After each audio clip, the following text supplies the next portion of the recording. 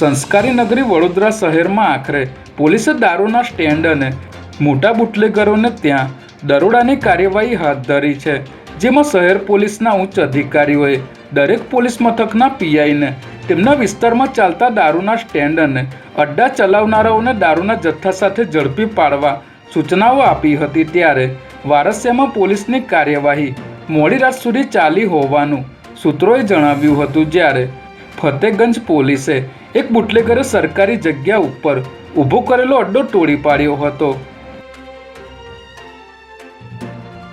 Gujarat police ભરતી માટે જાન્યુઆરી ફેબ્રુઆરી 2025માં લેવામાં આવેલી શારીરિક કસોટીમાં ઉત્તીર્ણ થયેલા ઉમેદવારો પૈકી બિનહથિયારી પોલીસ સબ ઇન્સ્પેક્ટરની 472 જગ્યા માટે કુલ 1,02,935 ઉમેદવારોની લેખિત પરીક્ષા આવતીકાલે અમદાવાદ, વડોદરા અને સુરતની કુલ 340 સ્કૂલમાં યોજવામાં આવશે, જે માટેના કોલ લેટર ડાઉનલોડ કરવાની પ્રક્રિયા 13 એપ્રિલ સુધી ચાલુ રહેશે। ત્યારે આ પરીક્ષા પારદર્શક રીતે થાય અને કોઈપણ ગેરરીતિ વગર યોજાય તે માટે 8,000થી વધુ પોલીસ અને શિક્ષણ વિભાગના અધિકારી અને કર્મચારીઓ પરીક્ષાલક્ષી કામગીરી કરશે।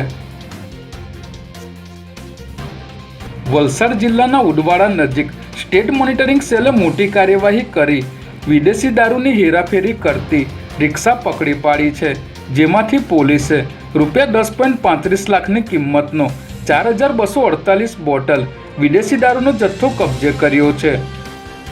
બાતમીના આધારે સ્ટેટ મોનિટરિંગ સેલની અલગ અલગ ટીમોએ ઉદવાડા હાઈવે ઉપર છાપો માર્યો હતો। ત્યારે રિક્ષામાંથી 21 બેગ અને મહિલાઓ પાસેથી 45 બેગ મળી કુલ 66 થેલાઓમાંથી 4,248 બોટલ વિદેશી દારૂનો જથ્થો મળી આવ્યો છે।